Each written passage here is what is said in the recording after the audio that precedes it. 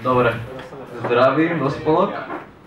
Ja sa volám Viktor a sme tu v Putike, pijeme pivo, víno, budeme sa baviť o čom? O ženách. A potom trochu možno o Pythone, Django a o deploymente, o webovej aplikácii, ktorá už trošku vyrástla. Dáme interakciu, nech sa trošku prebereme. Kto z vás je ženatý, vydatá? 90% není. Kto z vás má jedno a viac detí? 90. 1% nemá. Kto z vás je žena? Chlapi, negoblite, vyhlasite. Dobre, 99% není žena. Takže tu je v podstate dokonalý komplement našich userov na stránke. Takže asi si trošku vysvetlíme, o čom tá stránka je, lebo typujem naše stránky, lebo typujem, že skoro nikto ich nepozná, respektíve tam nechodí, alebo nemá prečo chodiť. Poprosím to posunúť trochu ďalej. Teraz ja? Teraz inak, že? Iba šipky, doprava doľava. To je moc ľahké. Dobre. Počkaj, teraz sa to spustilo samo.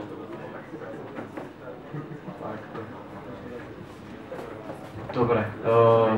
Robíme stránky na Slovensku, to je Moja svadba, Modrý koník, Modrá strecha. Keď to niekto počul. A sú to v podstate komunitné niche stránky, weby o svadbách, o deťoch, o bývaní, o dizajne, zariaďovaní. Každá je v podstate nejako takto profilovaná. A ako 90x, neviem presne percent, tvoria ženy, dievky, budúce manželky a podobné stvorenia. Tá stránka nie je len na Slovensku, je aj v Čechách, v týchto všetkých troch podobách, aj v Nemecku, vo Francúzsku a v Británii.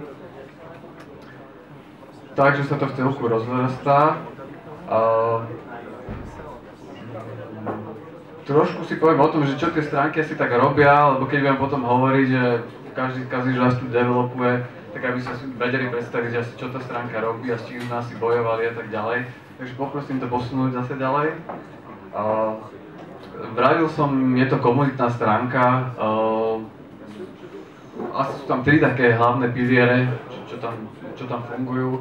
Prvý funguje tam nejaká taká facebooková mechanics, to znamená, že sa tam registrujú, medzi sebou si tam radia, šerujú veci, prežívajú svoje emócie, svoje skúsenosti. Podobná mechanics, lajky, šerovanie, friendy a takto ďalej. Takže veľmi dynamická časť. Potom je tam nejaké fórum, kde si radia navzájom, odpovede, otázky. A tretia, tiež čiastočne nezávislá je, aj oni tam môžu predávať svoje použité veci, alebo sú tam profesionáli, ktorí tým mamičkám, tým nevestám, alebo stávajúcim, rekonštruujúcim ponúkajú svoje služby. Na stránke je aj content, ktorý je ako public, takže veľmi veľa userov tam chodí takto, sa dostanú cez Facebook, cez Google veľmi veľa, ale veľmi veľa kontentu, niektorých častí až neviem koľkokrát viac, rádovo 10, ja neviem koľko, je skrytých v podstate iba pre registrovaných ľudí, prípadne pre nejaké súkromné skupiny. Táto aplikácia je momentálne spravená v Django, v Pythone a trošku si poviem o tom teda, s čím sme bojovali, ako sme nejako fungovali. Poprosím. Trošku, že ako to vznikalo, ako sme sa dostali k tomu, že sme v Django. Nejaká verzia vznikala už od roku 2004, bola spustená v decembri 2005, bolo to v PHPčku. Naprogramovali po večeroch Bob. A svadobná bola prvá, potom prišiel koník, to je o deťoch, neskôr v podstate aj tá strecha. Fungovalo to takto niekoľko rokov, veľmi dobre. Svadbe sa darilo, že bola v podstate asi najnavštevovanejšia a tak ďalej. Až prišiel nápad, to teda interpretujem a parafrázujem, čo si myslím, že si myslí Boh. Že by bolo dobre to posunúť niekam ďalej. Ten kódus sa trošku ťažko manažoval, predsa 3 roky pridávanie do PHPčka a rastu a nových featureov. Plus bola ambícia rozrásť sa aj do iných krajín. Takže sa to rozbehlo v podstate vo veľkom, zobrali sa nejakí šikovní ľudia a idea bola v podstate celé to spraviť znova, prepísať to, nové technológie a tak ďalej. Veľká motivácia. Tu je jeden zaujímavý fakt, z mojich skúseností, čo poznám aj čo sa mi stalo, väčšinou, ak je nejaká veľká vec a tá sa začne od začiatku prepisovať do niečo nového, tak vždycky to failne. Nikdy to v podstate nedopadne dobre. A toto dopadlo dobre. Takže prepísali sme to celé, zmigrovali sme to celé za 2 roky. Nebolo to vždycky sranda. Takže verzia 2.0 je X, teraz je Python a Django. A to je koniec prezentácie. Tu už som Kelly. No. Asi musíš na ploche skúsiť dať. Čo je plocha? Dobre, a už len to bolo tam. Searching, to bolo výborne. Takže asi takto nejako vznikalo. Neviem, chcete vidieť aspoň trošku, ako to vyzerá? Alebo... Command Tab. Hej, Command Tab poprosím. Fúha. To je toto. Ešte raz. Na Chrome, no. Trošku je to rozhodené. Ale v podstate stránka nejako vyzerá takto. Jak sa scrolluje doprava? Sekundu.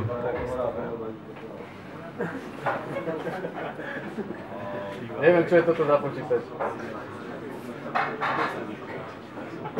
Toto je tá časť, ktorá je taká facebooková, prihlásený user, mám priateľov, sú rôzne skupiny, v ktorých som zaradený, dostávam od priateľom veci, lajkujeme, komentujeme si takéto veci. Potom v podstate je tam, ľudia sa majú albumy nejaké, tiež okolo toho, v podstate fungujú, toto je strecha. Ak to nejaké homepage a fóra, kde ľudia diskutujú. To som len tak, akože, aby bol približne nejaká predstava, ako to vyzerá.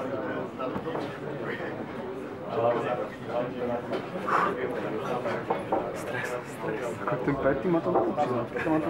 Trochu asi je dobre povedať, že teraz ako tá stránka, nejaké čísla, ako to asi funguje, nech potom vieme, že o čom sa bavíme, že keď budeme dávať aj otázky a tak ďalej.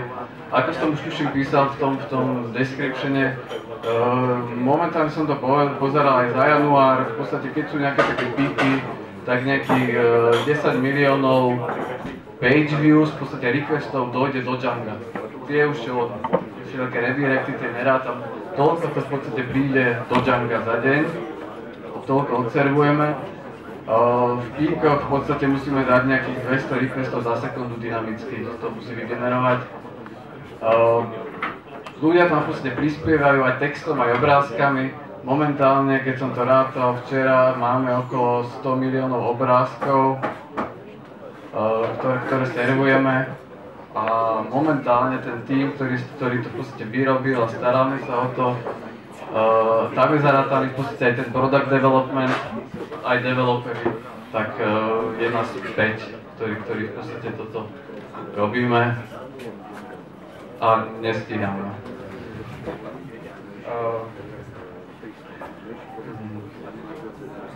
Dobre, tuto to je taká netechnická vec, ale taká tiež veľmi zaujímavá, že keď človek vyrába projekt, kde od začiatku vie, čo to má byť, najlepšie keď robí nejaký klon, vidím, že niečo urobím v inej krajine, urobím to býva veľmi ľahké, lebo viem, ako sa to má správať, viem, aký má byť produkt, takže od začiatku to viem celé v podstate veľmi rýchlo urobiť, hneď viem to optimalizovať, denormalizovať, čo treba, rozhodnúť sa, čo ako, a potom, keď sa mi darí, iba riešim v podstate scaling.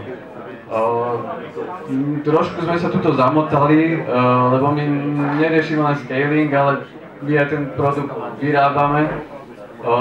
Každá krajina, každý ten niž je iný, takže vybereme sa jedným smerom, slepá ulička, meníme, musíme v podstate prerobiť a tak ďalej. Takže tu sú také dve mlynské kolesa, alebo ako povedať, že zároveň musíme riešiť to, aby to škálovalo, to znamená musí byť špecifickejší, optimalizovať, denormalizovať, tieto veci robiť. Na druhej strane po týždni zistíme, že tá celá feature je na nič, tak ju musíme prerobiť, niečo zmeniť, to všetko denormalizované môžeme vyhodiť a tak ďalej.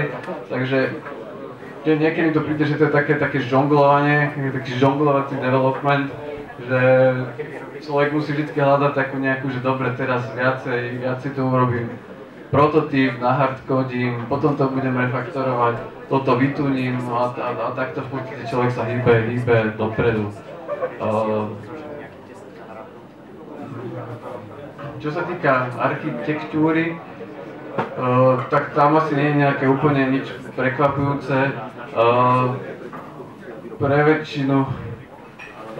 väčšina vecí platí rovnako pre Railsové projekty ako Pythonové projekty. My sme sa rozhodli, že ideme s Nginxami, procesy všetko manažujeme cez supervisory. Tak jak Ruby má Unicorn, Python má Unicorn, to je náš v podstate WSGI server. A rozhodli sme sa na začiatku pre Django a Python. K tomu ešte poviem, pôvodne to bolo PHPčku, ľudia, čo sme sa tam zišli, mali dosť veľké skúsenosti s Javou, s PHPčkom, s Ruby on Rails, preto sme sa rozhodli pre Python a Django. A myslím, že sme sa rozhodli dobre, v celku,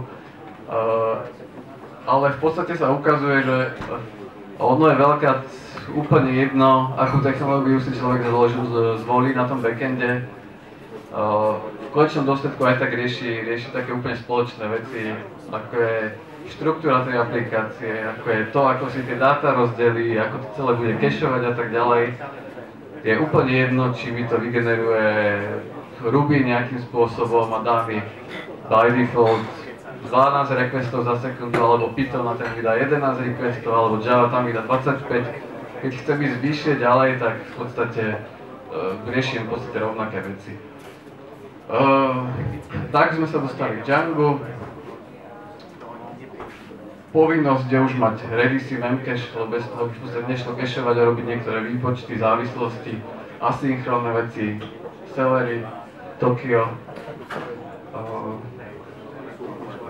Keby bol zdroj niekde, tak by sa to nevypínalo. A teraz čo? Teraz iba pohyb prstom asi. Ne, akože už len počkám, keď to nájde. Hej. Spolahlím sa to nachádza.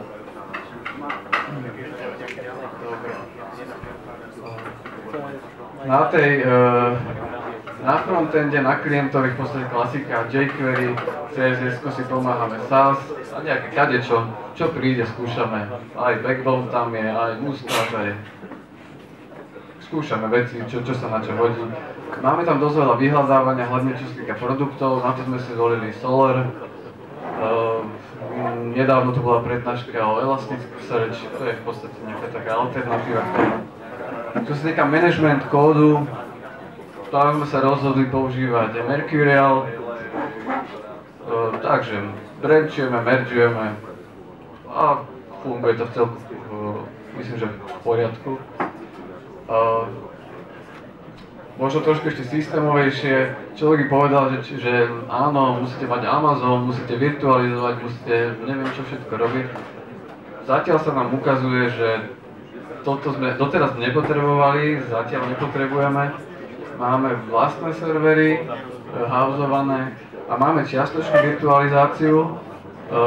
Či poznávate OpenVZ na Linuxoch, prípadne Jail na FreeBSD, kde celý ten systém je nejak enkapsulovaný, je oddelený od operačného systému, takže operačný systém sa dá upgradeovať a tak ďalej, ale to jadro tej aplikácie ostáva nezmenené, nie sú tam v podstate nejaké dependencie. Keď príde nový server, jednoducho sa to za chvíľočku skopíruje na ďalší server.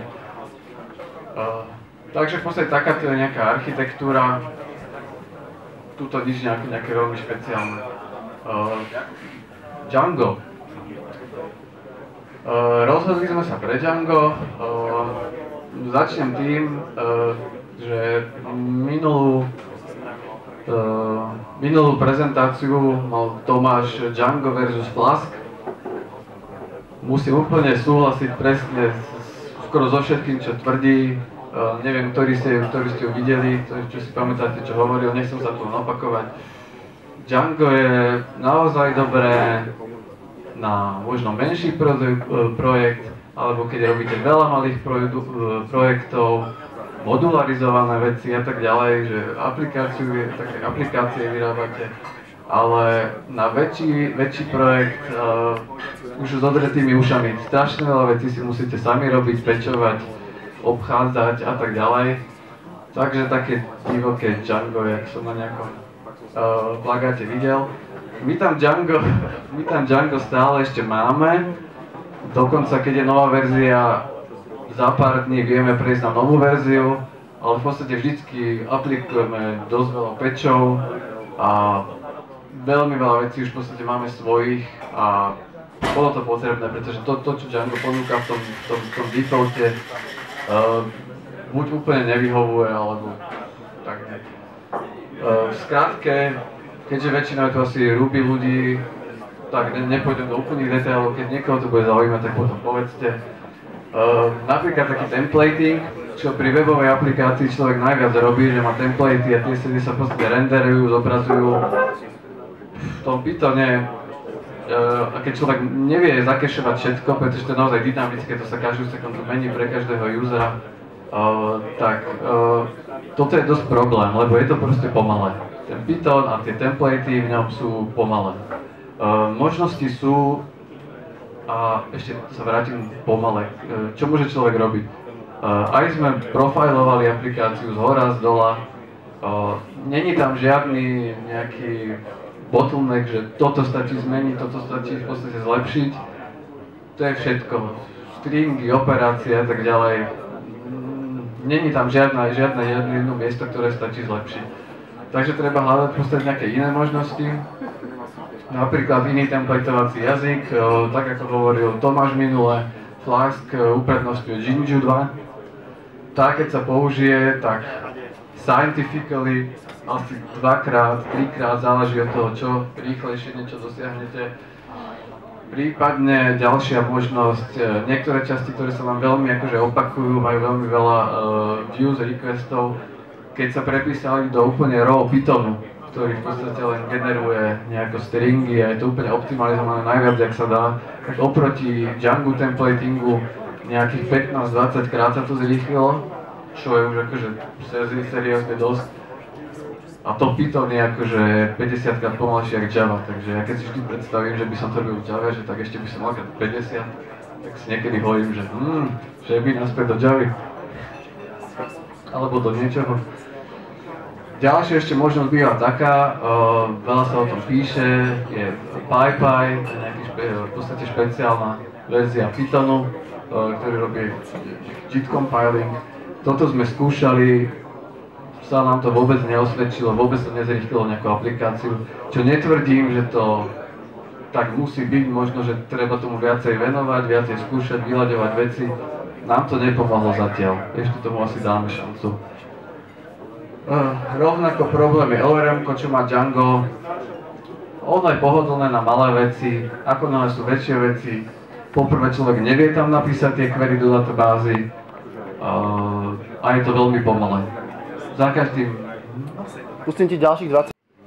Ideš. Welcome after the break. Čo som hovoril? Hovorím to pomaly. No však hovorím. Hovorím, keď načítava veľa objektov, všetko musí naparsovať. Áno, dá sa tam robiť nejaké lazy veci, toto nenačítavaj, toto načítavaj. Je to na draka. Takže človek, keď naozaj potrebuje rýchlosť alebo niečo špecifické, tak si píše surové SQL-ko. Alebo použije zase niečo alternatívne ako SQL Alchemy, ktoré tiež asi budeme musieť používať. Zatiaľ tam nemáme ešte. A tak ďalej. URL-ka, rútovanie, tiež pomalé, tiež je opečované.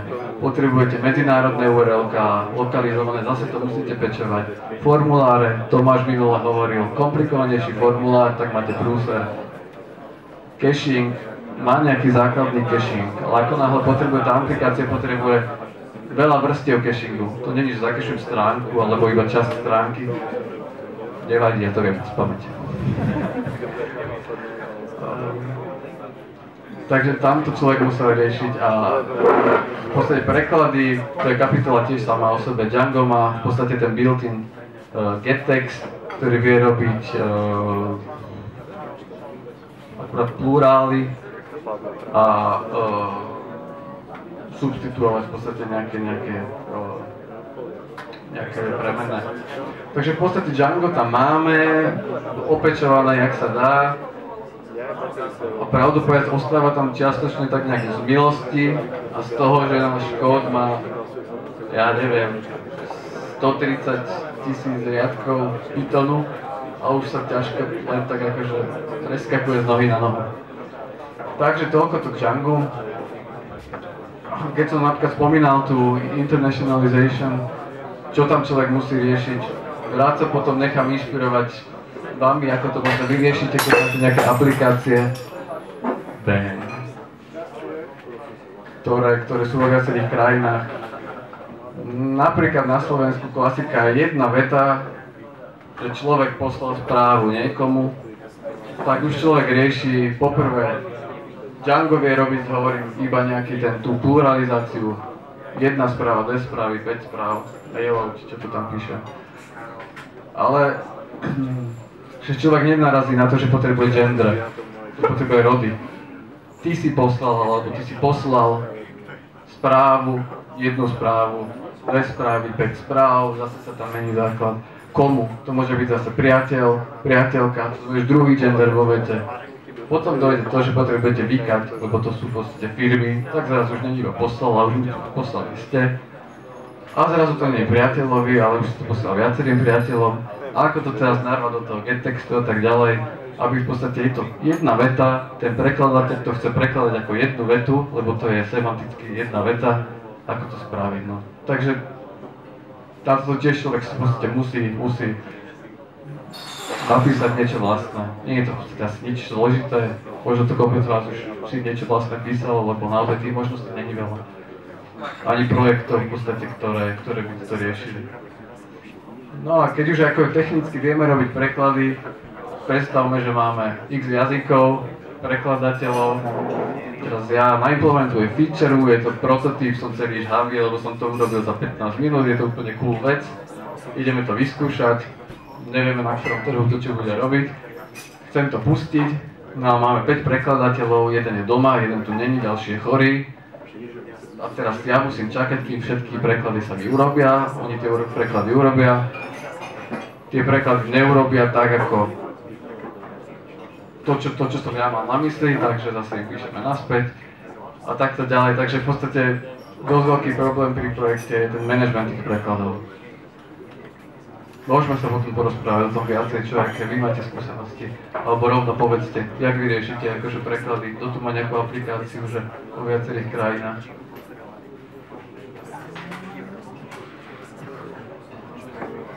Nemá. Dobre, poďme ďalej, nič som sa nedozvedel. Tieto veci hovorím, ja to skôr radšej preletím a potom diskutujeme o tom, že čo aj ako vám rád odpoviem, ako by som tu mal nejak dlhšie v podstate rozprávať. K databáze áno, máme relačnú databázu, není všetko NoSQL, pretože presne napríklad, keď stále iba ten produkt hľadáte a meníte a tak ďalej, je nutné tie veci mať aj v nejakom normalizovanom stave. Lebo až z toho potom denormalizujete podľa toho, že čo práve, ktorým smerom sa chcete pustiť. Takže áno, databázu máme, sú tam normalizované dáta, aj tie nenormalizované, my máme Postgres. Takisto stávam sa vám, že máte pomalé query alebo niečo také. Asi hej, tiež tu bolo o tom niekoľko prednášok. Tuším, Jano mal nejaké. To je super vec, ale poprvé treba to robiť, ale niekedy to zaberá strašne veľa času a niekedy dospejete do bodu, keď už si s tým neviete pomôcť. Už to query je vyladené, ale keď tá tabuľka má 30 miliónov záznamov, tak môžete robiť čo chcete, ale ten planner si vybere, že on to bude robiť tak a onako, a keď rovna počas toho sa zapisuje niečo iné, tak proste ste v kýbli. Takže sme to riešili tak, že sme kúpili veľa ramky a celá databáza je v ramke. A odtedy máme tak rýchlu databázu, jak sme v živote nemali ani keď bola tretinová. A ešte tam máme SSDčka. A tie sa asi nepoužívajú, lebo všetko je.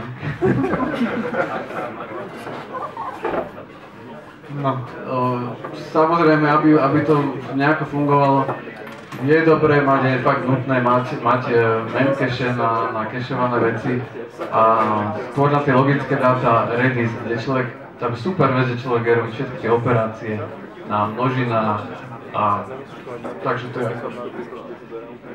to je must asi, to je nič nové. Takisto dosť zaujímavá vec, oplatí sa mať niekedy jednu a viac databáz. Aplikácia veľakrát generuje veci, ktoré chcete mať, potrebujete ich, ale nie sú nejaké také core pre tých užívateľov. Čo sa kde udialo, nejaké také logy, ktorý užívateľ čo urobil, nejaké management dáta, ktoré postavíme admini alebo servis robí. Toto je dobre niekedy dávať proste do iných databáz. To je tiež v podstate nič nové, aby to nezaťažovalo tú hlavnú, do ktorej sa v podstate, kde sa robia všetky operácie. Toľko k databázam. Deployment.